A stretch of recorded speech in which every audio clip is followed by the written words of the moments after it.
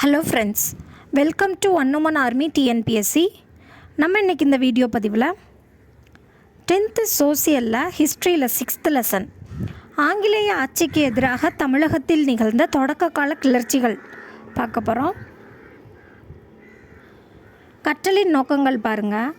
பாளையக்காரர்களான பூலித்தேவர், வேலு நாச்சியார், கட்டபொம்மன், மருது சகோதரர்கள் அவங்க ஆங்கிலேயருக்கு எதிராக சேர்ந்த கிளர்ச்சிகள் என்னென்ன, வேலூர் புரட்சி எப்படி உருவாச்சு, இதை பற்றி தான் பார்க்க போகிறோம் இந்த லெசனில். அறிமுகம். பிரெஞ்சு படைகளும் அதோட தோழமை கொண்டிருந்த ஆட்சியாளர்களையும் 3 கர்நாடக போரில் இந்த கிழக்கிந்திய கம்பெனி தன்னோட அதிகாரத்தை செல்வாக்கி பயன்படுத்தி வெற்றி கொண்டு இருக்கும். அதனால் என்ன பண்ணோம் அப்படின்னா, தன்னோட அதிகாரத்தை விரிவாக்கம் செஞ்சுக்கணும் அப்படின்னு நினைக்கிது இது ஆங்கில கிழக்கிந்திய கம்பெனி.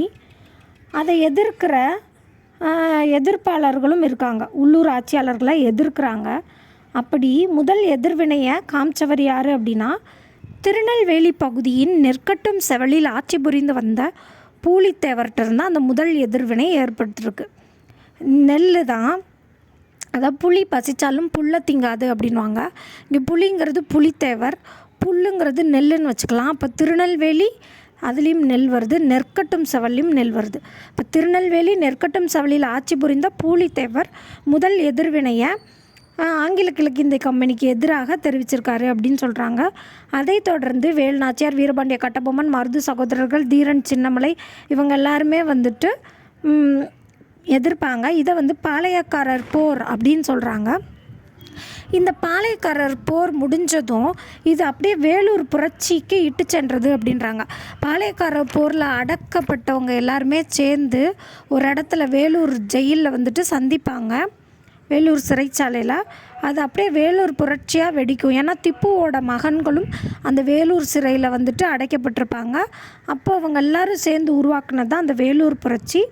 அது 1806 ஜூலை 10 அதாவது 7ஆம் மாதம் 6வது வருஷம் 1806 ஜூலை 10 இந்த வேலூர் புரட்சி வெடிச்சிருக்கும்.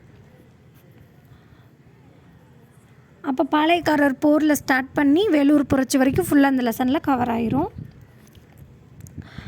பாளையங்களும் பாளையக்காரர்களும். பாளையம் அப்படின்னா என்ன அப்படின்னா, ஒரு பகுதியையோ அல்லது ஒரு இராணுவ முகாம் அல்லது ஒரு சிற்றரசையோ குறிப்பதாகும். பாளையங்கள் அப்படின்னா ஒரு பகுதி அல்லது ஒரு இராணுவ முகாம் அல்லது ஒரு சிற்றரசையோ குறிப்பதாகும் அப்படின்னு சொல்கிறாங்க. பாளையக்காரர்கள் அப்படின்ற தமிழ் சொல்லோட அர்த்தம் என்ன அப்படின்னா, இறையாண்மை கொண்ட ஒரு பேரரசுக்கு கப்பம் கட்டுற குறுநில அரசை குறிப்பதாகும். ஒரு குறுநில அரசர், அவருக்கு மேலே ஒரு பேரரசர் இருப்பார். இந்த குறுநில அரசர் அந்த பேரரசருக்கு கப்பம் கட்டிட்டு ஒரு குறிப்பிட்ட பகுதியில் ஆட்சி புரிவார். அவங்க தான் பாளையக்காரர்கள் அப்படின்னு சொல்கிறாங்க. இவங்களை அந்த பாளையக்காரர்களை ஆங்கிலேயர் போலிகார் என்று குறிப்பிட்டாங்க அப்படின்னு சொல்கிறாங்க. இந்த பாளையக்காரர் முறை எப்படி ஒருத்தருக்கு பாளையக்காரர் அப்படின்னு அந்தஸ்து வரும் அப்படின்னா, ஒருவரோட சீரிய இராணுவ சேவைக்காக, தனி நபர் ஒருத்தரோட சீரிய இராணுவ சேவைக்காக அவரோட கட்டுப்பாட்டின் கீழே ஒரு பாளையம் அப்படின்னு ஒப்படைப்பாங்களாம். இந்த முறை ஃபஸ்ட்டு இன்ட்ரடியூஸ் பண்ணது யார் அப்படின்னா, வாராங்கல்லை சார்ந்த பிரதாபருத்ரனின் ஆட்சி காலத்தில் காக்கத்திய அரசில் தான் இந்த பாளையக்காரர் முறை நடைமுறைப்படுத்தப்பட்டது அப்படின்னு சொல்கிறாங்க. வாராங்கல்லை சேர்ந்த பிரதாபருத்ரனின் ஆட்சி காலத்தில் காக்கத்திய அரசில் பாளையக்காரர் முறை நடைமுறைப்படுத்தப்பட்டிருக்கு. இதுக்கு ஷார்ட்கட்டு, நம்ம ஃப்ரெண்டு ஒருத்தன் பிரதாப்னு இருக்கான், அவனை சொல்கிறோம், டே காக்கா பறந்து அவனை கிராஸ் பண்ணி போகுதுன்னு வச்சுக்கோங்க. காக்கா பறந்து வருது பிரசாத்து அப்படின்னு சொல்கிறாங்க பிரதாப்பு. காக்கா பறந்து வருது பிரதாப்பு. காக்கான்றது காக்கத்திய அரசு, பறந்து அப்படின்றது பாளையக்காரர் முறை அறிமுகம் பண்ணவங்க, வருதுன்றது வாராங்களை சேர்ந்த, பிரதாப்புன்றது பிரதாபருத்ரன். சரி, ஓகே. இந்த பாளையக்காரர் முறையை நம்ம தமிழகத்தில் ஆட்சி யார் கொண்டு வர்றா அப்படின்னா, மதுரை நாயக்கராக 1529 பதவியேற்ற விஸ்வநாத நாயக்கர், அவர் தம் அமைச்சரான அரியநாதரோட உதவியோட தான் தமிழகத்தில் இந்த பாளையக்காரர் முறை அறிமுகம் ஆயிருக்கு. அதாவது லீப் இயரில் மட்டும் ஏப்ரலில் 29 days இருக்கா, அப்போது லீப் இயரில் மட்டும்தான் அவங்க விஷ் பண்ண முடியும். அப்போது ஏப்ரலில் 29 வந்து லீப் இயரில் தான் வரும். அப்போ மட்டும்தான் அவங்க பர்த்டேக்கு விஷ் பண்ண முடியும். இப்போ விஷன்றது விஸ்வநாத நாயக்கர் எப்போது 29 அப்போ லீப் இயரில் மட்டும் தான் 29 ஏப்ரலில் இருக்குது. சாரி பிப்ரவரியில் பிப்ரவரியில்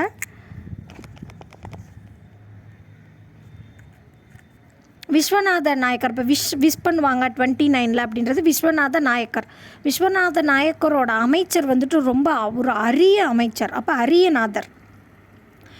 அப்போ பரம்பரையாக 72 பாளையக்காரர்கள் இருந்திருக்காங்க அப்படின்னு சொல்கிறாங்க. பாளையக்காரர்களுக்கு வரி வசூலிக்கிறதுலையா இருக்கட்டும், நிலப்பகுதியை நிர்வகிக்கிறது, வழக்குகளை விசாரிக்கிறது, சட்ட ஒழுங்கை பாதுகாக்கிறது, இது எல்லாத்துலேயுமே அவங்களுக்கு ஃபுல் ஃப்ரீடம் கொடுத்துருக்காங்க. அவர்களது காவல் காக்கிற கடமை யார்? பாளையக்காரர்கள் அரசருக்கு காவல் காக்குறாங்க. அந்த கடமையை வந்துட்டு படிக்காவல் அல்லது அரசு காவல் என்றும் அழைக்கப்படுகிறது. அதாவது அரசருக்கு தான் காவல் காக்குறாங்கன்றது அரசு காவல். காவல்காரவங்க எங்கே நின்றுருப்பாங்க? படியில் தான் நின்றுருப்பாங்க. அப்போ படிக்காவல் என்றும் அரசு காவல் என்றும் அழைக்கப்படுகிறது. இந்த நாயக்க அரசர்களுக்கு வந்துட்டு பல்வேறு சந்தர்ப்பங்களில் பாளையக்காரர்கள் ரொம்ப ஹெல்ப்ஃபுல்லாக இருந்து அவங்களோட ஆட்சி அதிகாரத்தை தக்க வச்சுக்கிறதுக்கு உதவி புரிஞ்சிருக்காங்க அப்படின்னு சொல்கிறாங்க. பாளையக்காரர்களுக்கும் நாயக்கர்களுக்கும் இடையிலான நட்புறவு வந்துட்டு மதுரை நாயக்க அரசர்களால் இந்த பாளையக்கார முறை நிறுவப்பட்டதுலேருந்து 200 ஆண்டுகளுக்கு வந்துட்டு நீடிச்சிருக்கு. அதாவது ஆங்கிலேயர் வந்துட்டு தங்கள் வசம் அந்த நிலப்பகுதியை கொண்டு வர்ற வரைக்கும் நீடிச்சிருந்திருக்கு அப்படின்னு சொல்கிறாங்க. கிழக்கு மற்றும் மேற்கு பாளையங்கள். நாயக்க மன்னர்களால் 72 பாளையங்கள் உருவாக்கப்பட்டு இருந்தாலும் அதில் கிழக்கு மற்றும் மேற்கு பாளையங்கள் தான் ரொம்ப ரொம்ப இம்பார்ட்டண்ட் அப்படின்னு சொல்கிறாங்க. அப்போ கிழக்கில் இருந்த பாளையங்கள் அப்படின்னு பார்த்தோம்னா சாத்தூர், நாகலாபுரம், எட்டயபுரம் மற்றும் பாஞ்சாலங்குறிச்சி. மேற்கில் அமைய பெற்ற முக்கியமான பாளையங்கள் அப்படின்னு பார்த்தோம்னா ஊத்துமலை, தலைவன்கோட்டை, நடுவக்குறிச்சி, சிங்கம்பட்டி, சேத்தூர். இதுக்கு ஷார்ட்கட் பார்க்கலாம். 8 அடி நாகம் பாஞ்சு வருது, சாத்துனதும் கீழே விழுந்துருச்சு. இது கிழக்கு பாளையங்கள். 8 அடி நாகம் அப்படிங்கிறது எட்டயபுரம், நாகலாபுரம். பாஞ்சு வருதுன்றது பாஞ்சாலங்குறிச்சி. சாத்துனதும் கீழே விழுந்துருச்சுன்றது சாத்தூர், கிழக்கு பாளையங்கள். இது ஷார்ட்கட்டு. அது மேற்கு பாளையங்களுக்கு பாருங்கள். மேகமூட்டமாக இருக்குது, ஊத்துமலை ஊற்றுது, சிங்கம் சேத்துல மாட்டிக்கிச்சு, நடுங்கிக்கிட்டே வருது, ரோடெல்லாம் ஒழுங்காக போடலை, சேறு இருந்தனால நான் மாட்டிக்கிட்டேன் அப்படின்னு தலைவன்கிட்ட கோட்டையிலே போய் கம்ப்ளைண்ட் பண்ணுது. சிங்கம் மேகமூட்டமாக இருக்குது, ஊத்துமலை ஊற்றுது, சிங்கம் சேத்துல மாட்டிக்கிச்சு, நடுங்கிக்கிட்டே வந்து தலைவன் கோட்டைக்கே கம்ப்ளைண்ட் பண்ண போயிடுச்சு. அப்போது மேகமூட்டமாக இருக்குன்றது மேற்கில் அமையப்பட்ட பாளையங்கள். ஊத்துமலை ஊற்றுது அப்படிங்கிறது ஊத்துமலை. சிங்கம் சேத்துல மாட்டிக்கிச்சு அப்படின்றது சிங்கம்பட்டி, சேத்தூர். நடுங்கிருச்சுன்றது நடுவக்குறிச்சி. தலைவன் கோட்டைக்கே போய் கம்ப்ளைண்ட் பண்ணுது, அப்போ தலைவன் கோட்டை. பாளையக்காரர்களின் புரட்சி பாருங்கள். 1755 ஸ்டார்ட் பண்ணி 1801 வரைக்கும் கிட்டத்தட்ட ஒரு அரை நூற்றாண்டுகள் வந்து நடந்திருக்கு. அப்போ ஃபஸ்ட்டு வந்து பாளையக்காரர் போகிற ஸ்டார்ட் பண்ணவர் யார்? பூலித்தேவர். அப்போ அந்த பூலித்தேவரை பற்றி தான் பார்க்க போகிறோம். பூலித்தேவர் 1755 ஆரம்பித்து 1767 வரைக்கும் பூலித்தேவரோட புரட்சி நடைபெற்றிருக்கு. ஆற்காடு நவாபோட தம்பி பேர் என்ன அப்படின்னா மாபூஸ்கான். இந்த மாபூஸ்கான் என்ன பண்ணுறாரு அப்படின்னா 1755 கம்பெனி படை ஒன்று, கர்னல் ஹெரான் அப்படின்றவர் தலைமையில் கம்பெனியோட படை ஒன்றை வந்து அழைச்சிக்கிட்டு வந்து மாபூஸ்கான் திருநெல்வேலிக்கு போகிறாரு. திருநெல்வேலிக்கு போர் புரிய போகிறார். போகிற வழியில் மதுரையை வந்துட்டு இதை ஈஸியாக கைப்பற்றிடலாம் போல இருக்கே அப்படின்னு சொல்லிட்டு எளிதிலே கைப்பற்றிடுறாங்க. கைப்பற்றினதும் கர்னல் ஹெரானை வந்து என்ன சொல்கிறாங்க அப்படின்னா கம்பெனியில் கூப்பிட்டு பூலித்தேவர்னு ஒருத்தர் திருநெல்வேலியில் நெற்கட்டும் செவலில் இருக்கார், அவரை வந்துட்டு அடக்கி பணிய வைக்கணும் அப்படின்னு சொல்லி பூலித்தேவருக்கு அந்த ஒர்க்கை வந்து கொடுக்குறாங்க. ஆனால் பூலித்தேவர் வந்து எப்படி, மேற்கு பகுதி பாளையக்காரர்கள் இருக்காங்களா அவங்கள்ட்ட பயங்கர செல்வாக்கு இருக்குது பூலித்தேவருக்கு. அது மட்டும் இல்லாமல் கர்னல் ஹெரானுக்கு போதிய பீரங்கிகள் இல்லை, போதிய துணை களப்பொருட்கள் அதாவது வாள், ஈட்டி, வில்லம்பு அந்த மாதிரி போதிய துணை களப்பொருட்களும் இல்லை. ப்ளஸ் படை வீரர்களுக்கு ஊதியமும் கொடுக்காம பெண்டிங்கில் இருக்குது. இந்த காரணங்களுக்காக கர்னல் ஹெரான் என்ன பண்ணுவார் அப்படின்னா, பூலித்தேவன் நம்ம நினச்சதோட ரொம்ப ஸ்ட்ராங்காக இருக்கார் அப்படின்னு சொல்லிட்டு பின்வாங்கிடுவார். அப்போ கம்பெனி என்ன பண்ணும் அப்படின்னா, கர்னல் ஹெரானை திருப்பி அழைத்து அவரை பணி நீக்கம் செஞ்சுருவாங்க. நீ லாய்க்கப்பட மாட்ட அப்படின்னு சொல்லி. பிரிட்டிஷ் எதிர்ப்பாளர்களின் கூட்டமைப்பும் நட்பு கூட்டணியும். இப்போது இந்த பிரிட்டிஷ் கம்பெனி இருக்காங்கல்ல, ஆங்கில கிழக்கிந்திய கம்பெனி, அந்த கம்பெனிக்கு எதிரானவங்க எல்லாத்தையுமே பூலித்தேவர் வந்துட்டு ஒன்றிணைச்சு அவங்களுக்கு எதிராக நிற்பார். அதை தான் பார்க்க போகிறோம். தஞ்சையோட நவாபு பேர் என்ன அப்படின்னா சந்தா சாஹிப். அந்த சந்தா சாஹிப்புக்கு முகவர்களாக 3 பேர் செயல்படுவாங்க. அவங்க பேர் மியானா, முடிமையா, நபிகான் கட்டாக்குன்ற 3 பத்தானி அதிகாரிகள் மதுரை மற்றும் திருநெல்வேலி பகுதிக்கு பொறுப்பு வகிப்பாங்க. இதுக்கு ஷார்ட்கட் எப்படி வச்சுக்கலாம் அப்படின்னா, சந்தில் மியாமியான்னு சவுண்டு கேட்குது. இப்போ என்னன்னு எட்டி பார்த்தா ஒரு பூனையோட முடி மாட்டிக்கிச்சு. மாட்டினதை என்ன பண்ணுறாங்க அப்படின்னா, அதை பூனையை காப்பாற்றுறக்காக அந்த முடியை கட் பண்ணிடுறாங்க. அப்போது ஒருத்தன் வந்தவன், ஏண்டா பூனையோட முடியை ஏண்டா கட் பண்ண, மதி பிடிச்சவனே திட்டுறான். அப்போது சந்தில் மியாமியான்னு சவுண்டு கேட்குது. பூனையோட முடி மாட்டிக்கிச்சு. உடனே அதை கட் பண்ணுறாங்க. அப்படி கட் பண்ணவனா மதி பிடிச்சவன் திட்டுறாங்க. அப்போ சந்தில் அப்படின்றது சந்தா சாஹிப், நவாப் சந்தா சாஹிப். மியா சந்தில் இருந்துச்சுல, அப்போ மியானா. முடி மாட்டிக்கிச்சுன்றது முடிமையா. கட் பண்ணுறாங்க அப்படிங்கிறது நபிகான் கட்டாக்கு. மதி பிடிச்சவன் திட்டினாங்க இல்லையா, அந்த 3 பத்தானி அதிகாரிகளும் மதின்றது மதுரை மற்றும் திருநெல்வேலி பகுதிகளில் பொறுப்பு வகித்தவங்க. இவங்க ஆற்காடு நவாபான அந்த முகமது அலிக்கு எதிராக இருக்காங்க. ஆற்காடு நவாபு இந்த ஆங்கில கிழக்கிந்திய கம்பெனியோட கூட்டணியில் இருக்கார். அப்போ பூலித்தேவருக்கு இவர் எதிரி. அப்போ எதிரிக்கு எதிரி ஃப்ரெண்டு அப்படிங்கிற மாதிரி பூலித்தேவர் இந்த 3 பேரோட நட்புறவை ஏற்படுத்திக்கிறார். அது மட்டும் இல்லாமல் பூலித்தேவர் என்ன பண்ணுறாரு அப்படின்னா, ஆங்கிலேயருக்கு எதிராக போரிட பாளையக்காரர் கூட்டமைப்பு ஒன்று உருவாக்குறார். அதில் மறவர் பாளையக்காரவங்க எல்லாருமே பூலித்தேவர் பின்னாடி நிற்பாங்க. யாரை தவிர அப்படின்னா சிவகிரி பாளையக்காரர்களை தவிர. அது மாதிரி மேற்கில் அவருக்கு பூலித்தேவருக்கு ஃபுல் சப்போர்ட் இருக்கும். ஆனால் கிழக்கில் பாருங்கள், எட்டயபுரம் மற்றும் பாஞ்சாலங்குறிச்சி இந்த கூட்டமைப்பில் இணையாது. மேலும் பூலித்தேவர் என்ன பண்ணுவார் அப்படின்னா, மைசூர்லேருந்து ஹைதர் அலி மற்றும் ஃப்ரெஞ்சுக்காரர்களோட ஆதரவு எல்லாத்தையுமே கேட்டிருப்பார். ஹைதர் அலி அப்போ மராத்திய போரில் இருப்பார். அதனால் அவர்னால் பூலித்தேவருக்கு ஹெல்ப் பண்ண முடியாது. ஆனால் ஃப்ரெஞ்சுக்காரவங்க சேர்ந்துக்குவாங்க. இப்போ பூலித்தேவருக்கு யாரெல்லாம் ஹெல்ப்பு அப்படின்னு பார்த்தோம்னா, அந்த சந்தா சாஹிப்போட முகவர்கள் 3 பேர், அதே மாதிரி மறவர் பாளையக்காரர்கள் எல்லாருமே சிவகிரி பாளையக்காரர்களை தவிர, ப்ளஸ் எட்டயபுரம் பாஞ்சாலங்குறிச்சி தவிர மிச்ச கிழக்கு பாளையக்காரர்கள் எல்லாமே, அது மாதிரி ஃப்ரெஞ்சுக்காரர்கள் சப்போர்ட் எல்லாத்தையுமே பூலித்தேவர் வாங்கிடுவார். இப்போ ஆங்கிலேயர் யாரோட சப்போர்ட் வாங்குவாங்க அப்படின்னா, ராமநாதபுரம் மற்றும் புதுக்கோட்டை மன்னர்கள் ஃபஸ்ட்லேருந்து எண்டு வரைக்குமே கிழக்கிந்திய கம்பெனியோட சேஃபாக தான் நிற்பாங்க. அவங்க ரிஸ்க் எடுக்காமல். அப்போது ராமநாதபுரம் மற்றும் புதுக்கோட்டை மன்னர்கள் ஆதரவை ஆங்கிலேயர் பெற்றிருக்காங்க. இப்போ களக்காடு போர் ஸ்டார்ட் ஆகுது. அப்போ ஆற்காடு நவாப் என்ன பண்ணுவார் அப்படின்னா, அவரோட தம்பியான மாபூஸ் கான் இருக்கார்ல, அவருக்கு கூடுதலாக ஒரு 600 பேரை அனுப்பி படையை பலப்படுத்துவார், மாபூஸ் கானோட படையை. அதே மாதிரி ஆங்கில கிழக்கிந்திய கம்பெனியிலேருந்து ஒரு 1000 சிப்பாய்களும் மாபூஸ் கானுக்கு சப்போர்ட்டாக நிற்பாங்க. அது மட்டும் இல்லாமல் கர்நாடகா பகுதியிலேருந்து காலட்படை மற்றும் குதிரைப்படைகள் 2 வரும் மாபூஸ் கானுக்கு சப்போர்ட் பண்ண. இங்கே நம்ம பூலித்தேவருக்கு இவங்களை எல்லாத்தையுமே ஒன்றிணைச்சு மாபூஸ் கான் களக்காடு பகுதியில் கொண்டு நிப்பாட்டுறதுக்குள்ளே பூலித்தேவருக்கு திருவிதாங்கூர்னால் கேரளா ஏரியா வரும். திருவிதாங்கூர்லேருந்து 2000 வீரர்கள், 1 இல்லை 2 இல்லை 2000 வீரர்கள் பூலித்தேவரோட படையோடு இணைகிறாங்க. அப்போ இந்த களக்காட்டில் நடைபெற்ற போரில் பூலித்தேவர் சுலபமாக வின் பண்ணிடுறாரு. யூசுப் கானும் பூலித்தேவனும். இந்த யூசுப் கான்றவர் யார் அப்படின்னா, பூலித்தேவரை பிடிச்சு தரதுக்காக ஆங்கிலேயரால் நியமிக்கப்பட்டவர் தான் இந்த யூசுப் கான்.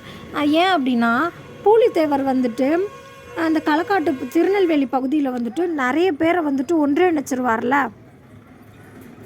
அதனால் ஆங்கிலேய கம்பெனி நேரடியாக வந்துட்டு இங்கே வந்து தலையிடும் எங்கள் பூலித்தேவனை பிடிக்கிறதுல. அப்போ திருவிதாங்கூர் மன்னரோட ஆதரவோட 1756 63 வரைக்கும் அந்த திருநெல்வேலி பாளையக்காரர்கள் எல்லாருமே சேர்ந்து என்ன பண்ணுவாங்க அப்படின்னா இந்த ஆற்காடு நவாபை எதிர்த்துட்டே தான் இருப்பாங்க. அந்த யூசுப் கான் இன்னொரு பேர் என்ன அப்படின்னா கான் சாஹிப். கானுன்றதை வச்சு லிங்க் பண்ணிக்கலாம். யூசுப் கான், கான் சாஹிப். இவர் வந்து மதம் மாற்றத்துக்கு முன்னாடி மருதநாயகம் அப்படின்னு அழைக்கப்பட்டிருப்பார். அதென்ன மருதநாயகம்? மருத நிலம்னா வயலும் வயல் சார்ந்த இடமும் நமக்கு தெரியும். அப்போ மருத நிலத்தில் ஸ்வீட் கார்ன் நம்ம கேள்விப்பட்டிருப்போம்ல, கான். அப்போது கான் வந்து விளையுது அப்படின்ற மாதிரி ஷார்ட்கட் வச்சுக்கலாம். யூசுப் கான், கான் சாஹிப். மத மாற்றத்துக்கு முன்பு அவரோட பெயர் வந்துட்டு மருதநாயகம். அவர் என்ன பண்ணுவார் அப்படின்னா பூலித்தேவன் மேலே அட்டாக்கை வந்து ஸ்டார்ட் பண்ணாமல் சைலண்ட்டாகவே இருப்பார். ஏன் அப்படின்னா திருச்சிராப்பள்ளியிலேருந்து அவருக்கு போதுமான பெரும் பீரங்கிகள் மற்றும் வெடிபொருட்கள் வந்து சேரலை. அது வந்து சேர வரைக்கும் அமைதியாக இருப்பார். அது மட்டும் இல்லாமல் ஒரு புறம் ஃப்ரெஞ்சுக்காரர்களோட கிழக்கிந்திய கம்பெனி போர் புரிஞ்சிட்ருக்கோம் ஆங்கிலேயர்கள். இன்னொரு பக்கம் மராத்தியர்களோடையும் இந்த நம்மளோட ஹைதர் அலியோடையும் போர் புரிஞ்சிட்டு இருப்பாங்க. அப்போ எல்லா பக்கமுமே வந்துட்டு பிஸியாக இருந்தனால பூலித்தேவரை கொஞ்ச நாள் லூஸில் விட்டுருப்பார் நம்ம யூசுப் கான்.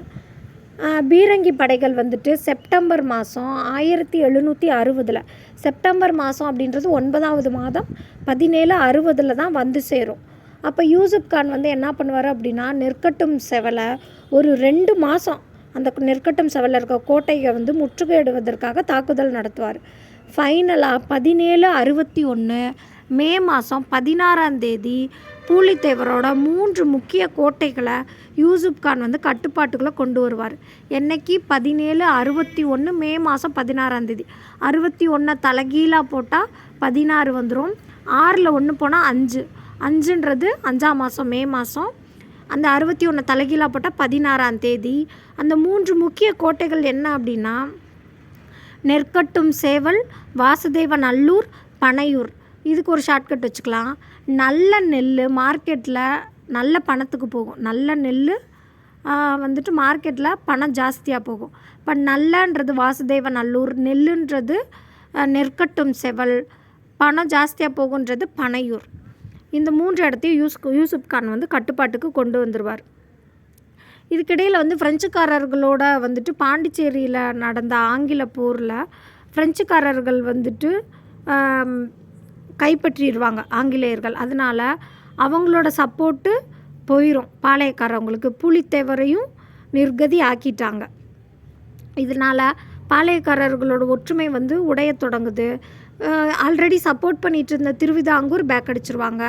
மேற்கு பகுதியில் பூலித்தேவருக்கு சப்போர்ட் இருக்கும்ல, அதுலேயும் ஊத்துமலை மற்றும் சேத்தூர், அது மட்டும் சுரண்டை, இந்த 3 பகுதி ஊத்துமலை, சுரண்டை, சேத்தூர், இந்த பகுதிகளும் எதிரணியில் போய் ஜாயிண்ட் அடிச்சிருவாங்க. இதனால் வந்துட்டு பாளையக்காரர்கள் வந்துட்டு வீக் ஆயிடுவாங்க. எப்பயுமே வந்துட்டு ஆங்கிலேயர் என்ன பண்ணுவாங்க அப்படின்னா முடிஞ்ச அளவுக்கு ஒருத்தர்கிட்டேருந்து சப்போர்ட்டை வாங்கிக்கிட்டு நீ வந்து துரோகம் இழைச்சிட்ட அப்படின்னு சொல்லிட்டு அவங்கள வந்து கடைசியில் அவங்களையும் போட்டு தள்ளிடுவாங்க. அதே மாதிரி இந்த யூசுப் கானை என்ன பண்ணுவாங்க அப்படின்னா தகவல் அளிக்காமல் பாளையக்காரர்களோட பேச்சுவார்த்தையை நடத்திட்ட அப்படின்னு சொல்லி யூசுப் கான் மீது நம்பிக்கை துரோக குற்றம் சுமத்தி 1764 அதாவது பூலித்தேவரை 1761 அவரோட கோட்டையை முற்றுகையிட்டு நிர்கதி ஆக்கியிருப்பார். பூலித்தேவர் நாடுலேருந்து சுற்றுவார். அதுலேருந்து 3 இயர்ஸ்க்கு அப்புறம் 1764 யூசுப் கானை தூக்கில் போட்டுருவாங்க. இப்போ பூலித்தேவர் என்ன பண்ணுவார் அப்படின்னா யூசுப் கான்ற கான் சாஹிப் வந்து நான் இறந்துட்டான், அதனால் நம்ம திரும்பி வந்துடுவோன்னு சொல்லிட்டு 1764 நெற்கட்டும் சேவலை வந்து மறுபடியும் கைப்பற்றுவார். ஆனால் ஐ கேம் பேக் அப்படின்னு சொல்லிட்டு கேப்டன் கேம்பேல்னு ஒருத்தர் இருப்பார். அவர் வந்து என்ன பண்ணுவார் அப்படின்னா திரும்ப 3 இயர்ஸில் 1664 3 இயர்ஸில் 1767 கேப்டன் கேம்பேல் வந்துட்டு திரும்பியும் நெற்கட்டும் சேவலை கைப்பற்றிடுவார். அந்த நாடு இழந்த நிலையிலேயே பூலித்தேவர் வந்து காலமாயிருவார். ஒண்டி வீரன்னா யாருன்னா பூலித்தேவரோட படைப்பிரிவுகளில் ஒன்றனுக்கு தலைமையேற்றிருந்தவர் பேர் தான் ஒண்டி வீரன். ஒண்டி புலி அப்படின்னு ஞாபகம் வச்சுக்கோங்க. ஒண்டி புலியில் ஒண்டினா ஒண்டி வீரன், புலின்றது பூலித்தேவர். பூலித்தேவரோட படைப்பிரிவுகளை ஒன்றனுக்கு தலைமையேற்றவர் தான் இந்த ஒண்டி வீரன். பூலித்தேவரோடு இணைந்து போரிட்டு அவர் கம்பெனி படைகளுக்கு பெரும் சேதங்களை ஏற்படுத்தியிருப்பார். செவி வழி செய்தியின்படி என்னென்னா, ஒரு போரில் வந்துட்டு ஒண்டி வீரனோட கையை வந்து துண்டிச்சிட்டாங்க. இதை தெரிஞ்சு பூலித்தேவர் ரொம்ப வருத்தப்பட்டிருப்பார். ஆனால் ஒண்டி வீரன் வந்து என்ன சொல்லியிருப்பார் அப்படின்னா, எதிரியோட கோட்டையில் நுழைஞ்சு எத்தனை பேர் தலையை வந்து நான் கொய்திருப்பேன், அதுக்கு கிடைச்ச பரிசு தான் எனக்கு இது அப்படின்னு சொல்லியிருப்பார். அடுத்து வந்து வேலு நாச்சியார். இப்போ வந்து பூலித்தேவர் அப்படின்னா நம்ம 3 வருஷங்கள் வந்து ஞாபகம் வச்சுக்கணும். 1755 அவர் வந்து ஸ்டார்ட் பண்ணார் அவரோட ஃபைட்டை. ஆனால் 1761 நெற்கட்டும் சேவல், வாசுதேவநல்லூர், பனையூர் இது 3 இடத்தையும் கான் சாஹிப் வந்து முற்றுகையிட்டிருப்பார். அதுக்கப்புறம் 1764 கான் சாஹிப் இறந்ததும் திரும்பியும் பூலித்தேவர் வந்து வர்றாரு. திரும்பி பூலித்தேவர் வந்து நெற்கட்டும் சேவலை கைப்பற்றுவார். திரும்ப 1767 கேப்டன் கேம்பேல் வந்துட்டு மறுபடியும் வந்து நெற்கட்டும் சேவலை கைப்பற்றியிருப்பார். பூலித்தேவனை தோற்கடிச்சிருப்பார். இந்த 3 இயர்ஸையும் இம்பார்ட்டண்ட். அடுத்து வேலு நாச்சியார். வேலு நாச்சியார் 1730 பிறந்து 1796 வரைக்கும் அவங்களோட காலம். இது பாருங்கள் 3s கவுண்டிங் மாதிரியே இருக்கும். 369 தான். 1730 1796 கிட்டத்தட்ட ஒரு 66 வருஷம் வாழ்ந்தவங்க. வேலு நாச்சியாரோட அப்பா வந்து யார் அப்படின்னா, ராமநாதபுரத்தோட அரசர் செல்லமுத்து சேதுபதி. ராமநாதபுரம் அவங்க அப்பாட்ட செல்லமாக வளர்ந்த ஒரே ஒரு அரச குடும்பத்தோட ஒரே பெண் வாரிசு இவங்க தான். அவங்க குடும்பத்துக்கு ஆண் வாரிசு இருக்காது. அப்போ ராமநாதபுரத்தில் செல்லமுத்து சேதுபதியோட மகள். இவங்களோட ஹஸ்பண்ட் வந்து யார் அப்படின்னா முத்து வடுகநாதர். அப்பா பேர் செல்லமுத்து, ஹஸ்பண்ட் பேர் முத்து வடுகநாதர். அதே மாதிரி அப்பாவோட ஊர் ராமநாதபுரம், ஹஸ்பண்டோட ஊர் வந்து பார்த்திங்கன்னா சிவகங்கை. ராமன் சிவன் அப்படி லிங்க் வச்சுக்கோங்க. இவங்க வந்து ஒரே பெண்ணு. இவங்களுக்கு வந்து ஆண் வாரிசு கிடையாது. ஆனால் வந்துட்டு வளரி, சிலம்பம் போன்ற தற்காப்பு கலைகளும் கற்றுத்தர்றாங்க. அது மட்டும் இல்லாமல் போர் கருவிகளை கையாளணும். போர் கருவிகள், வாள், ஈட்டி இதெல்லாம் எப்படி கையாளலான்னு போர் கருவிகளை கையாளுவதற்கும் இவருக்கு பயிற்சி வழங்கப்பட்டிருக்கு. அது மட்டும் இல்லை, குதிரையேற்றம், வில்வித்தை இதில் எல்லாம் சிறந்து விளங்கியிருப்பாங்க. அப்போது சிலம்பம், வில்வித்தை, குதிரையேற்றம், வளரி, அப்புறம் போர்க்கருவிகளை கையாளும் பயிற்சி இதெல்லாம் பெற்றிருப்பாங்க. ப்ளஸ் இவங்களுக்கு தெரிஞ்ச லாங்குவேஜ் என்ன அப்படின்னா ஆங்கிலம், ஃப்ரெஞ்சு, உருது, தமிழ். இவங்க தமிழ்நாட்டுக்காரவங்க. இப்போ தமிழ் ஆட்டோமேட்டிக்காக தெரிஞ்சிருக்கும். ஆங்கிலம் வந்துட்டு ஆப்போசிட் பார்ட்டி, ஃப்ரெஞ்சு வந்து நட்பு நாடு, உருது வந்து ஹைதர் அலிக்கு உருது மொழியில் தான் வந்துட்டு லெட்டர் அனுப்பியிருப்பாங்க. அப்போ உருது நட்பு நாடு இதெல்லாம் அவங்களுக்கு தெரிஞ்சிருக்கு. அவங்களோட 16 வயதில் வேலு நாச்சியார் வந்து சிவகங்கை மன்னரான முத்து வடுகநாதருக்கு கல்யாணம் செஞ்சு தரப்படுறாங்க. அவங்க மக பேர் வெள்ளச்சி நாச்சியார். 1772 ஆற்காடு நவாபும் லெப்டினன்ட் கர்னல் பாஞ்சோரும் சேர்ந்து அவங்க ஹஸ்பண்டோட ஏரியாவான அந்த காளையார் கோயில் அரண்மனையை தாக்குவாங்க. யார் ஆற்காடு நவாபும் லெப்டினன்ட் கர்னல் பாஞ்சோரும் 1772. இதை எப்படி ஞாபகம் வச்சுக்கலாம் அப்படின்னா, பாஞ்சு ஜோரா வந்து அவரை கொன்னுட்டார். பாஞ்சு ஜோரான்றது கர்னல் பாஞ்சோரு, ஆற்காடு நவாப் 2 பேரும் சேர்ந்து காளையார் கோயில் அரண்மனையை வந்து தாக்கி முற்றுகையிடுவாங்க. அந்த போரில் முத்துவடுகநாதன் வந்து இறந்துருவார். ஆனால் வேலு நாச்சியார் அவங்க பொண்ணோட தப்பிச்சு போயிடுவாங்க. தப்பிச்சு போய் திண்டுக்கலுக்கு அருகே விருப்பாட்சியில் 8 ஆண்டுகள் கோபால நாயக்கர் பாதுகாப்பில் இருப்பாங்க. இதுக்கு ஷார்ட்கட் எப்படி வச்சுக்கலாம் அப்படின்னா, விருப்பமே இல்லாமல், ஏண்டா உயிர் வாழ்கிறோன்னு விருப்பமே இல்லாமல் திங்காமல் செய்யாமல் வாழ்ந்திருப்பாங்க. திங்காமன்றது திண்டுக்கல், விருப்பமே இல்லாமன்றது விருப்பாட்சியில் கோபால நாயக்கர் அடைக்கலத்தில் 8 ஆண்டுகள் இருந்திருப்பாங்க. இந்த 8 ஆண்டுகளில் வேலு நாச்சியார் வந்துட்டு ஒரு படைப்பிரிவை உருவாக்குறது மட்டும் இல்லாமல் இந்த கோபால நாயக்கரோடையும் ஹைதர் அலியோடையும் கூட்டணியில் இருப்பாங்க. இந்த ஹைதர் அலி வந்து யார் அப்படின்னா வந்துட்டு மைசூரை சேர்ந்தவர் ஹைதர் அலி. அப்புறம் வந்துட்டு வேலு நாச்சியார் சார்பாக வந்துட்டு ஹைதர் அலிக்கு வந்துட்டு வேலு நாச்சியாரோட அமைச்சரான தாண்டவராயர், வேலு நாச்சியாரோட இராணுவ தலைவர் அவர் பேர் என்னன்னா தாண்டவராயர். இந்த இராணுவ தலைவரை எப்படின்னு சொல்லுவாங்க அப்படின்னா தளவாய் அப்படின்னும் சொல்லுவாங்க. தளவாய்ன்ற இராணுவ தலைவர் தளவாய் இராணுவ தலைவர். அவர் பேர் என்ன, தாண்டவராயர். அவர் வந்துட்டு ஹைதர் அலிக்கு ஒரு லெட்டர் எழுதுகிறாரு.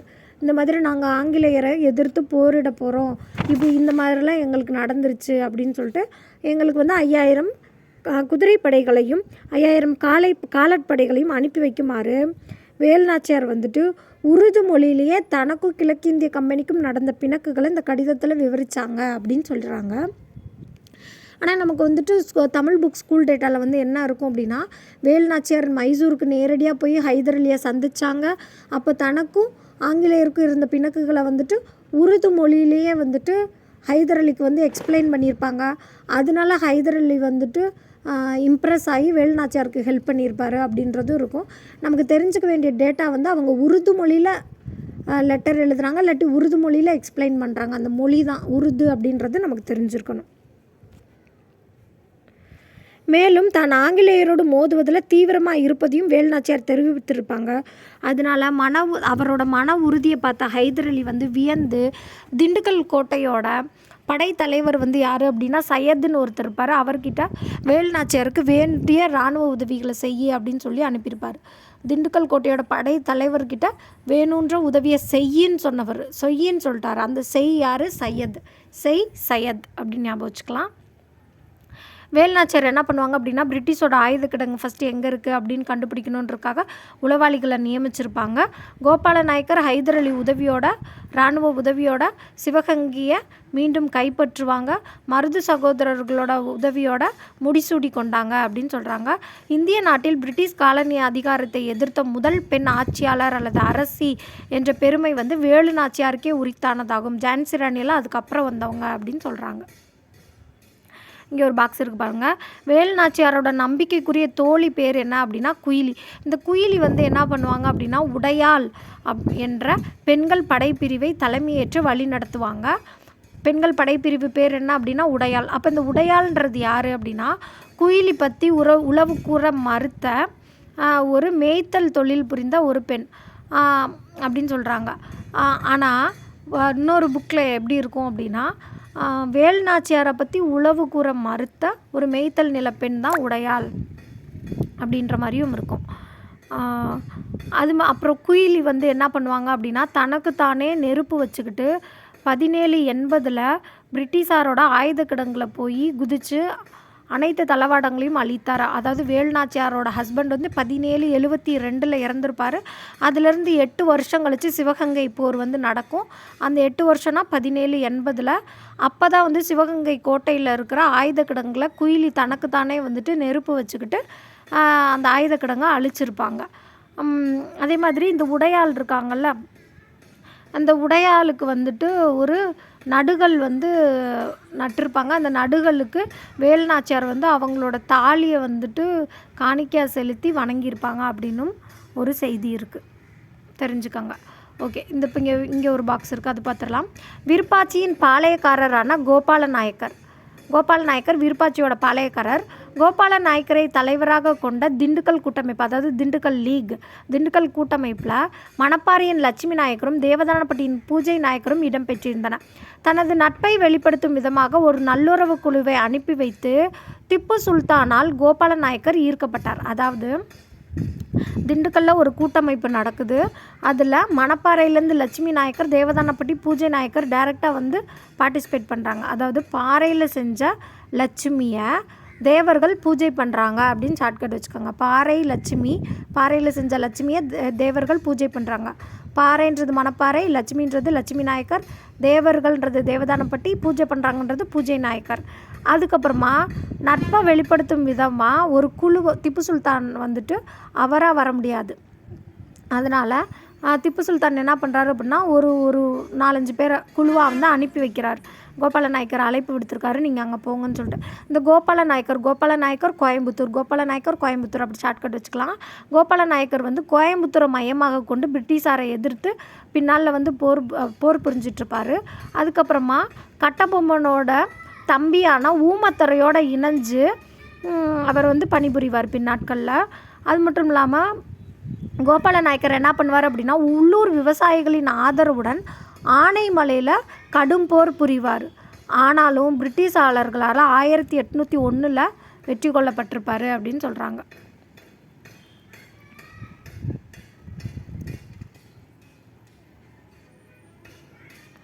ஆயிரத்தி 801 வந்துட்டு இந்த நம்ம கோபால நாயக்கரும் இறந்திருப்பார். அதே மாதிரி வந்து மருது சகோதரர்கள், ஊமை கட்டபொம்மனோட தம்பிங்க 2 பேர், ஊமத்துறை, சவத்தையா எல்லாருமே 1801 தான் வந்துட்டு தூக்கிலிடப்பட்டிருப்பாங்க. அது பின்னாடி இருக்குது, பார்க்கலாம். வீரபாண்டிய கட்டபொம்மன் கழகம் 1790 1799, அதாவது வேலுநாச்சியார் 1780 வந்துட்டு அரியணை ஏறியிருப்பாங்க, சிவகங்கையை மீட்டிருப்பாங்க. அதுலேருந்து 10 வருஷம் கழிச்சு அப்படின்ற மாதிரி ஞாபகம் வச்சுக்கலாம். தனது தந்தையான ஜெகவீர பாண்டிய கட்டபொம்மன் இறப்புக்கு பின்னு பாஞ்சாலங்குறிச்சியோட பாளையக்காரராக 30வது வயதில் வீரபாண்டிய கட்டபொம்மன் வந்து பொறுப்பேற்கிறாரு. அப்போ கம்பெனி நிர்வாகிகளான ஜேம்ஸ் லண்டன் மற்றும் காலின் ஜாக்சன் இவங்க 2 பேர் என்ன நினைக்கிறாங்க அப்படின்னா, வீரபாண்டிய கட்டபொம்மன் வந்து ஒரு அமைதியை விரும்புபவர் அப்படின்னு நினைக்கிறாங்க. யார் 2 பேர்? ஜேம்ஸ் லண்டன் மற்றும் காலின் ஜாக்சன். அப்போது ஜேம்ஸு லண்டன்லேருந்து கால் பண்ணியிருக்கான் ஜாக்சனு அப்படின்றது ஷார்ட்கட்டாக வச்சுக்கலாம். ஜேம்ஸுன்னு ஒருத்தர் லண்டன்லேருந்து கால் பண்ணியிருக்கான் ஜாக்சனு. ஜேம்ஸ் லண்டன், காலின் ஜாக்சன் இவங்க 2 பேரும் வந்து வீரபாண்டிய கட்டபொம்மன் ஒரு அமைதியான ஆள் அப்படின்னு நினைக்கிறாங்க. ஆனால் வந்து பின்னாடி நடந்த சம்பவங்கள்லாம் ஆங்கிலேய கிழக்கிந்திய கம்பெனிக்கும் கட்டபொம்மனுக்கு இடையில் வந்துட்டு மோதலை ஏற்படுத்திருச்சு அப்படின்னு சொல்கிறாங்க. 1781 ஆற்காடு நவாப் இருக்கார்ல, அவருக்கும் கம்பெனிக்கும் ஒரு ஒப்பந்தம். அந்த ஒப்பந்தத்தின்படி மைசூரோட திப்பு சுல்தானுக்கும் ஆற்காடு நவாபுக்கும் இடையில போர் நடந்துட்டுருக்கு. அந்த டைமிங்கில் கர்நாடக பகுதி வந்துட்டு ஆங்கில கிழக்கிந்திய கம்பெனியோட முழு கட்டுப்பாட்டோட கீழே போகுது. ஏன்னா ஆற்காடு நவாபுக்கு வந்துட்டு ஹெல்ப் பண்ணுறாங்க யார்? ஆங்கில கிழக்கிந்திய கம்பெனி. ஏன் அப்படின்னா மைசூரோட திப்பு சுல்தானோட போர் புரியறதுக்கு. அப்போது என்ன ஆகுது அப்படின்னா, வரி வசூலிக்கிற பொறுப்பு வந்துட்டு கம்பெனிக்கு போகுது. கம்பெனி வந்துட்டு 1/6 பங்கை நவாபோட குடும்பத்துக்கும் நவாபோட குடும்பத்துக்கும் கொடுத்துட்றாங்க. 1/6 பங்கு பணத்தை, மீதியை வந்து கம்பெனி வச்சுக்கும். இந்த மாதிரி ஒரு ஒப்பந்தம் போட்டுக்கிறாங்க. அதன்படி ஆங்கில கிழக்கிந்திய கம்பெனி வந்து என்ன பண்ணுது அப்படின்னா, பாஞ்சாலங்குறிச்சியில் வரி வசூலிக்கிற உரிமையை கம்பெனி வந்து பெற்றிருக்குது. அதுக்கு வந்து பாளையக்காரர்கள்ட்டேருந்து வரி வசூலிக்கிற கடமையை கம்பெனி வந்து ஆட்சியர்களை நியமிக்குது. அப்படி நியமித்தவங்க வந்துட்டு ஒரு ரெஸ்பெக்டே இல்லாமல் பாளையக்காரர்களை நடத்துகிறாங்க. அப்படி தான் வந்துட்டு கட்டபொம்மனுக்கும் ஆங்கிலேயருக்கும் இடையே வந்துட்டு பகை வந்து ஸ்டார்ட் ஆகுது. அப்படி ஆங்கில கிழக்கிந்திய கம்பெனினால் பாஞ்சாலங்குறிச்சியில் நிறுவப்பட்டவர் தான் வந்துட்டு ஆட்சியர் தான் வந்து யாருன்னா ஜாக்சன். கட்டபொம்மன் வந்துட்டு கட்டபொம்மன் கிட்ட வந்துட்டு நிலவரி நிலுவையாக எவ்வளோ இருக்கும் அப்படின்னா 1798 33 பக்கோடாக்கள் வந்து கட்டபொம்மன் செலுத்த வேண்டி இருக்கும். இதை செலுத்தாதனால இந்த ஆட்சியர் ஜாக்சன் இருக்கார்ல, அவர் கட்டபொம்மன் மீது வந்து என்ன பண்ணுவார் அப்படின்னா, இராணுவத்தை அனுப்பி போர் புரியணும் அப்படின்னு வந்துட்டு நோக்கத்தோடு இருப்பார். ஆனால் மதராஸ் அரசாங்கம் வந்து என்ன செஞ்சிரும் அப்படின்னா, அதற்கு அனுமதி அளிக்காது. 1798 ஆகஸ்ட் மாதம் 18 ராமநாதபுரத்தில் வந்து என்னை மீட் பண்ணு அப்படின்னு சொல்லிட்டு ஒரு அறிக்கையை வந்து கட்டபொம்மனுக்கு வந்து ஆணை பிறப்பிச்சிருவார். யார்? இந்த ஜாக்சன். என்னைக்கு? 1798 ஆகஸ்ட் 18 ஆகஸ்ட்டுன்றது 8ஆம் மாதம் 18 1798. கட்டபொம்மனும் எவ்வளவோ ட்ரை பண்ணுவார். ஆனால் அந்த எந்த முயற்சியுமே அவருக்கு பயனளிக்காது. உடனே குற்றாலம் மற்றும் ஸ்ரீவில்லிபுத்தூர் ஆகிய இடங்களுக்கு ஜாக்சன் வந்துட்டு சுற்றுப்பயணம் மேற்கொண்டிருப்பார். அங்கேயும் கட்டபொம்மன் சந்திக்க முயற்சிக்கிறார். எங்கே? குற்றாலம் மற்றும் ஸ்ரீவில்லிபுத்தூரில். அதாவது குத்தம் சொல்லணும், கட்டபொம்மனை வில்லனாக்கணும் அப்படின்றக்காகவே சந்திச்சிருக்க மாட்டார். குற்றம் சொல்லணும்னு குற்றாலத்தில் சந்திக்கலை, வில்லனாக்கணும்னு ஸ்ரீவில்லிபுத்தூரில் சந்திக்கலை. கடைசியாக 1 மந்த் லேட்டராக 1798 செப்டம்பர் மாதம் 19 அதாவது 9ஆம் மாதம் 19 அதே 1798 ராமநாதபுரத்துலேயேவும் கட்டபொம்மனை சந்திக்கிறார் ஜாக்சன். சந்தித்தது மட்டும் இல்லாமல் கட்டபொம்மனை ரொம்ப அவமானப்படுத்தி அவரை 3 மணி நேரம் அவரையும் கட்டபொம்மனோட அமைச்சரான சிவசுப்பிரமணியத்தையும் 3 மணி நேரம் வந்துட்டு வெயிட் பண்ண வச்சுருப்பார். அப்போது சூழ்நிலை வந்து ரொம்ப மோசமாக இருக்குது அப்படின்னு கட்டபொம்மனுக்கு தெரிஞ்சிருக்கு. ஆல்ரெடி கட்டபொம்மன் வந்து ஊமைத்துறைட்ட இன்ஃபார்ம் பண்ணிட்டு தான் போயிருப்பார், நான் வரல அப்படின்னா நீ வந்துரு, என்னை காப்பாற்றிரு அப்படின்னு சொல்லிட்டு. கட்டபொம்மனும் அவரோட அமைச்சரான சிவசுப்பிரமணியனும் தப்பிச்செல்ல முயற்சி செய்கிறாங்க. ஊமைத்துறை வந்து தனது ஆட்களோட கோட்டைக்குள்ளே நுழைஞ்சு கட்டபொம்மன் வந்து தப்ப உதவுறாரு. அப்போ ராமநாதபுரம் கோட்டை வாசலில் வந்து ஃபைட் நடக்குது. அந்த வாசலில் நடந்த ஃபைட்டில் லெஃப்டினன்ட் கிளார்க் அப்படின்றவர் கொல்லப்படுறார். அதாவது கிளர்க்கு வேலை பார்த்தவர் ஒருத்தரை கட்டபொம்மன் லெஃப்ட் ஹேண்ட்லேயே கொண்டுட்டாருன்னு வச்சுக்கோங்க, லெஃப்டினன்ட் கிளார்க். ஆனால் சிவசுப்பிரமணியனால் தப்பிக்க முடியாது, அவர் வந்து சிறையில் அடைக்கப்பட்டுருவார். பாஞ்சாலங்குறிச்சிக்கு தப்பிச்சு வந்த கட்டபொம்மன் வந்து என்ன பண்ணுவார் அப்படின்னா, மதராஸ் ஆட்சிக்குழுவுக்கு எப்படியெல்லாம் ஜாக்சன் வந்துட்டு தங்களை அவமானப்படுத்தினார், அவர் வந்து எங்களை கைது செய்ய முயற்சி செஞ்சார் அப்படின்றது எல்லாத்தையுமே தெரியப்படுத்துகிறார். அந்த மதராஸ் ஆட்சிக்குழுவில் வந்துட்டு 3 பேர் தலைமையில் வந்துட்டு ஆஜராகும்படி கட்டபொம்மனுக்கு வந்து பணித்திருப்பாங்க. அந்த 3 பேர் யார் அப்படின்னா வில்லியம் ப்ரவுன், வில்லியம் ஓரன், ஜான் காசா மேஜர் அப்படின்ற 3 பேர். வில்லியம் ப்ரவுன், வில்லியம் ஓரம், ஜான் காசா மேஜர். ப்ரௌன் கலரில் யாராவது நம்ம தமிழ் ஸ்கின் டோனில் ப்ரௌன் கலரில் யாரையாவது பார்த்துட்டாங்க அப்படின்னா அவங்கள ஓரம் கட்டிடுவாங்க. அவங்களுக்கு ஜான் காசு கூட இந்த ஆங்கிலேயர் தரமாட்டாங்க.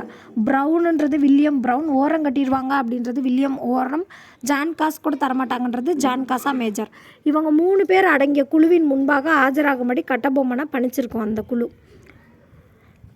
அது மட்டும் இல்லாமல் சிவசுப்பிரமணியனை ரிலீஸ் பண்ணிடுவாங்க. ரிலீஸ் பண்ணிவிட்டு ஜாக்சனையும் பணி நீக்கம் செய்வார். யார் அப்படின்னா ஆளுநர் எட்வர்ட் கிளைவ்ன்றவர் ஜாக்சனை பணியிடை நீக்கம் செஞ்சு சிவசுப்பிரமணியனையும் வந்துட்டு விடுவித்திருப்பார். எட்வர்ட் கிளைவ் அப்படின்னா 8 கிளை வச்சு விசாரணை செஞ்சு கட்டபொம்மன் மேலே தப்பு இல்லைன்ற மாதிரி அப்படி எட்வர்ட் கிளைவ் அப்படின்ற ஆளுநர். அதுக்கப்புறம் குழுவின் முன்பாக 1798 டிசம்பர் 15, அதாவது 12ஆம் மாதம் 15ஆம் தேதி குழு முன்னாடி கட்டபொம்மன் சரண்டர் ஆகிறாரு. நடந்த விஷயங்கள் எல்லாம் சொல்கிறாரு. சொன்னது கட்டபொம்மன் மேலே எந்த தவறுமே இல்லை அப்படின்றது அவங்களுக்கு தெரிய வந்து என்ன பண்ணுறாங்க அப்படின்னா அந்த ஜாக்சனை நிரந்தர பணி நீக்கம் செஞ்சிடுறாங்க. அந்த இடத்துக்கு புதிய ஆட்சியாளராக எஸ்ஆர் லூசிங்டனை நியமிக்கிறாங்க. ஒரு லூஸை வந்து நியமிக்கிறாங்க அப்படின்னு வச்சுக்கலாம், எஸ்ஆர் லூசிங்டன். அது மட்டும் இல்லை, கட்டபொம்மன் வந்து 33 பக்கோடாக்களில் 1080 பக்கோடாக்கள் நீங்களாக மீதி தொகை எல்லாத்தையுமே செலுத்திட்டார்.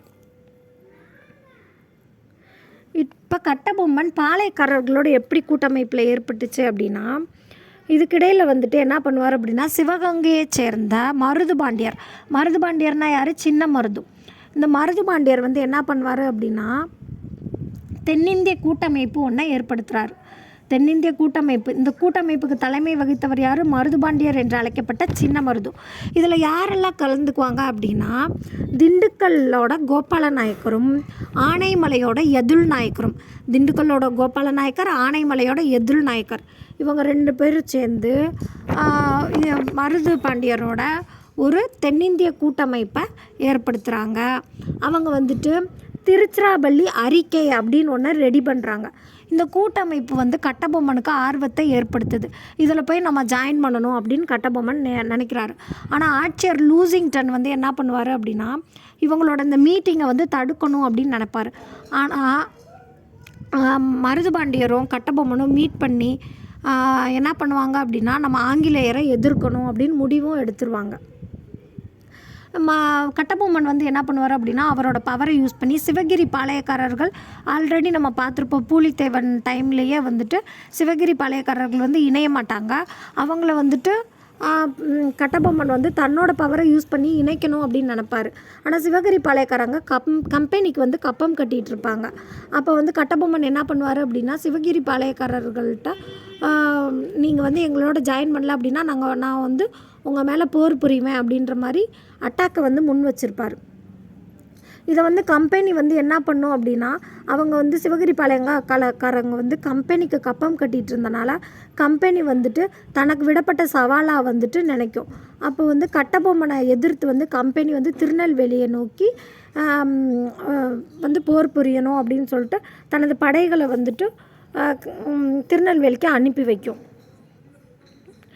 அப்போ அது எப்போ நடக்கும் அப்படின்னா மே மாதம் 1799, அதாவது 5ஆம் மாதம் 1799, அதாவது 1799 பிட்வீன் அப்படின்னு வச்சுக்கலாம்.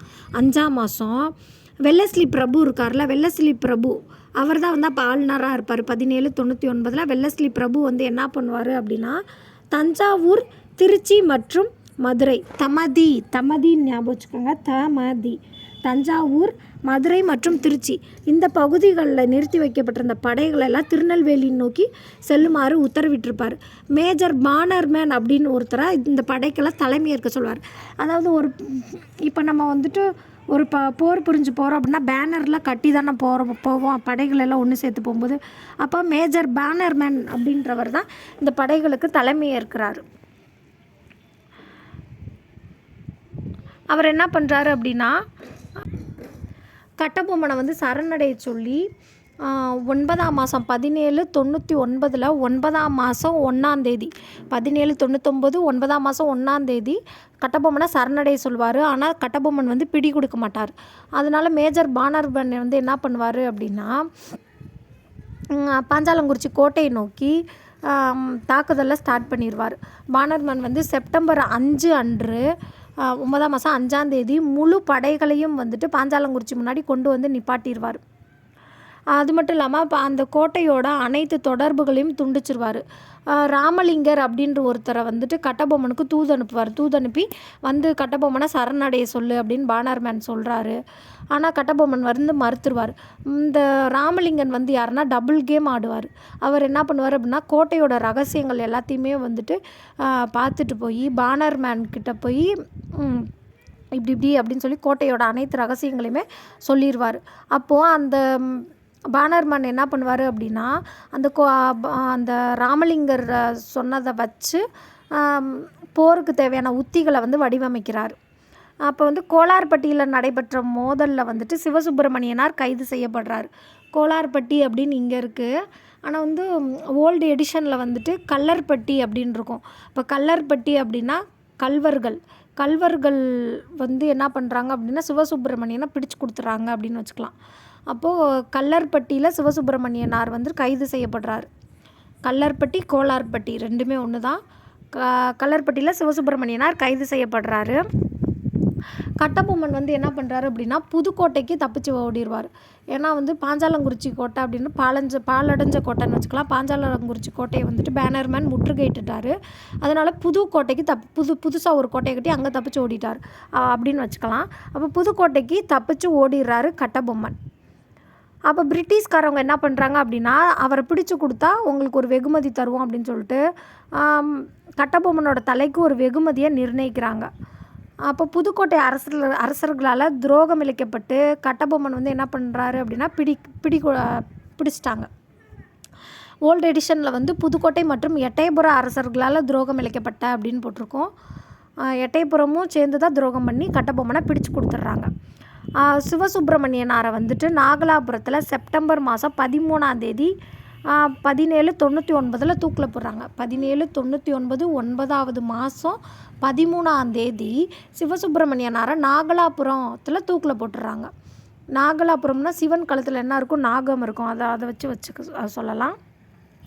அடுத்து கரெக்டாக ஒரு மாதம் கழித்து கட்டபொம்மன் பானர்மேனால் விசாரணைன்ற பேரில் ஒரு கேலிக்கூத்தையே நடத்தி பாளையக்காரர்கள் முன்னாடி ஒரு மாதம் கழிச்சு சிவசுப்பிரமணியனார் இறந்து ஒரு மாதம் 3 நாள் கழிச்சு, அப்போ அக்டோபர் 16ஆம் தேதி 1799 அன்னைக்கு என்ன பண்ணுறாங்க அப்படின்னா கட்டபொம்மனை திருநெல்வேலிக்கு அருகில் இருக்க கயத்தாறு அப்படின்ற ஒரு ஊரில் ஒரு பழைய கோட்டை முன்னாடி இருந்த ஒரு புளிய மரம் பழைய கோட்டை முன்னாடி திருநெல்வேலிக்கு அருகில் இருக்க கயத்தாறில் 1799 அக்டோபர் மாதம், அதாவது 10ஆவது மாதம் 16ஆம் தேதி கட்டபொம்மனை தூக்கில் போட்டுடுறாங்க.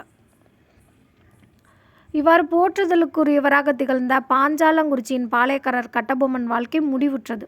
அவர் மீது புனையப்பட்ட நாட்டுப்புற பாடல்கள் பலவும் அவரது நினைவை மக்களிடையே உயிர்ப்புடன் தக்க வைத்து கொள்ள உதவுகிறது. இதோட பார்ட் 2 வீடியோ பார்ட் 1 வீடியோ முடிச்சுக்கலாம். மீதி மருது சகோதரர்கள்லேருந்து பார்ட் 2ல் பார்க்கலாம். நான் வந்து ஸ்பீடாக போகிற மாதிரி இருக்குது அப்படின்னா நீங்கள் கொஞ்சம் வந்து ஸ்பீடை கம்மி பண்ணி வீடியோ ப்ளேபேக் ஸ்பீடை வந்து குறைச்சி வந்து நீங்கள் கேளுங்க. நான் சொல்கிறது உங்களுக்கு புரியலை அப்படின்னா திரும்ப வந்து வீடியோவை 2-3 டைம்ஸ் கேட்டிங்கன்னா உங்களுக்கு புரியும். ஸ்டோரி பேஸஸில் தான் சொல்லியிருக்கேன். 1க்கு 2 வாட்டி வந்துட்டு வீடியோவை வந்துட்டு காதால் நீங்கள் கேட்கணும். கேட்டிங்க அப்படின்னா இந்த லெசன் வந்து ரொம்ப ரொம்ப ஈஸி. ஸ்டோரி பேஸிலே நம்ம வந்து ஈஸியாக வந்து மைண்டில் வச்சுக்கலாம். பார்ட் 2 வீடியோவில் பார்க்கலாம். வீடியோ பிடிச்சிருந்துச்சி அப்படின்னா லைக் பண்ணுங்கள். சேனலுக்கு சப்போர்ட் பண்ணுங்கள். சப்ஸ்கிரைப் பண்ணுங்கள். தேங்க்யூ.